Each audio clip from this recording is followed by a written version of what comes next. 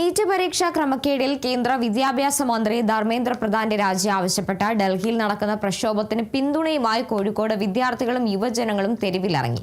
കോഴിക്കോട് ബീച്ചിലായിരുന്നു പുതുതലമുറയുടെ പ്രതിഷേധ സംഗമം. വിദ്യാർത്ഥി പ്രക്ഷോഭത്തെ അടിച്ചമർത്താൻ നേതൃത്വം നൽകിയ നരേന്ദ്രമോദി പ്രധാനമന്ത്രി സ്ഥാനം രാജിവെക്കണമെന്ന് സമരക്കാർ ആവശ്യപ്പെട്ടു.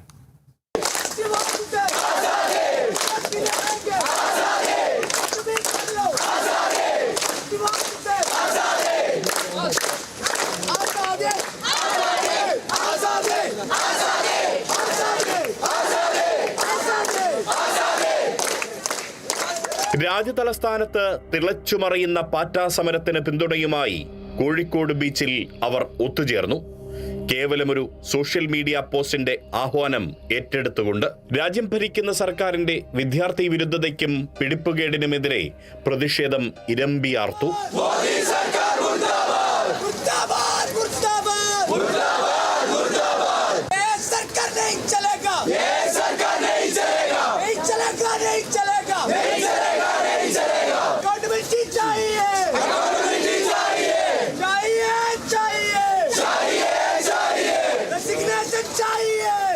രാജ്യത്ത് ജനാധിപത്യം നേരിടുന്ന നാണക്കേടും ധർമ്മേന്ദ്ര പ്രധാന്റെ രാജി ആവശ്യപ്പെട്ടുകൊണ്ടുള്ള മുദ്രാവാക്യം വിളികളും ആലേഖനം ചെയ്ത പ്ലക്കാർഡുകൾ ഉയർത്തിയായിരുന്നു സമരം.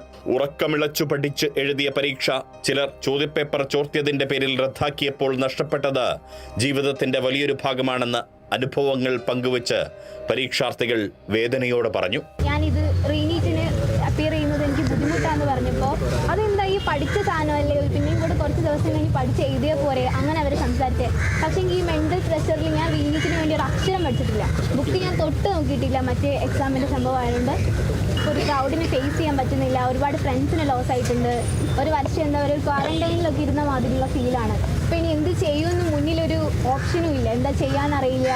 കണ്ടിന്യൂസ് ആയിട്ട് അണ്ടർ വെരി ഹ്യൂജ് പ്രഷർ ഞങ്ങളുടെ മാക്സിമം കൊടുത്ത് ട്രൈ ചെയ്തുകൊണ്ടിരിക്കുകയാണ്. പക്ഷേ അതിനെ പെട്ടെന്ന് സഡൻലി ഒരു ദിവസം ഹ്യൂജ് പീപ്പിൾ വലിയൊരു വില കൊടുത്ത് ഞങ്ങളുടെ ഒരുപാട് കാലത്ത് ആഗ്രഹത്തിന് വില കൊടുത്ത് വാങ്ങിയെന്ന് പറയുമ്പം പെട്ടെന്ന് ഏതൊരാളാണെങ്കിലും ഈ ഹ്യൂമൻസ് ആണെങ്കിൽ നമ്മളത് തകർന്നു പോകും.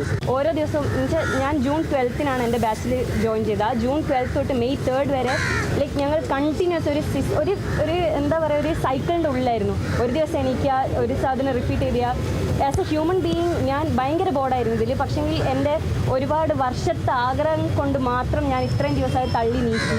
എക്സാം ഫുൾ ലീക്കായി. ഞാൻ എൻ്റെ മാക്സിമം ഇട്ട് ഞാൻ സാറ്റിസ്ഫൈഡ് ആയി അറ്റൻഡ് ചെയ്തൊരു എക്സാം അത് ക്യാൻസലായി പോയി എന്നറിഞ്ഞപ്പം ഞാൻ നല്ല ഡൗൺ ആയി പോയി. ഇനി അത് അവർ ചിലപ്പം ഈ എഡ്യൂക്കേഷണൽ സിസ്റ്റം എന്താ പറയുക എക്സ്പീരിയൻസ് ചെയ്യാത്ത ആൾക്കാരായതുകൊണ്ടായിരിക്കാം ഞങ്ങളുടെ സ്റ്റുഡൻസിൻ്റെ വേദന അവർക്ക് മനസ്സിലാവാറ്.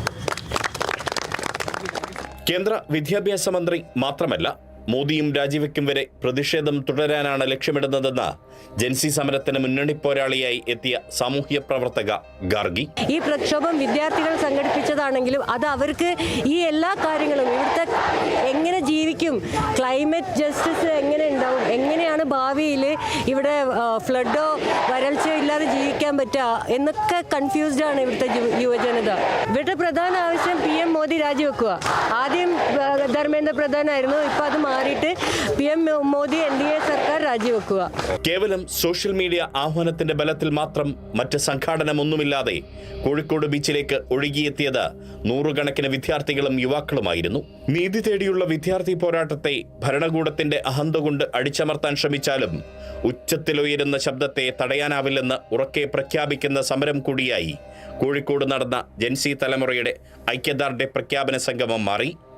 Riyas KMR, Kerala vision news, Kozhikode.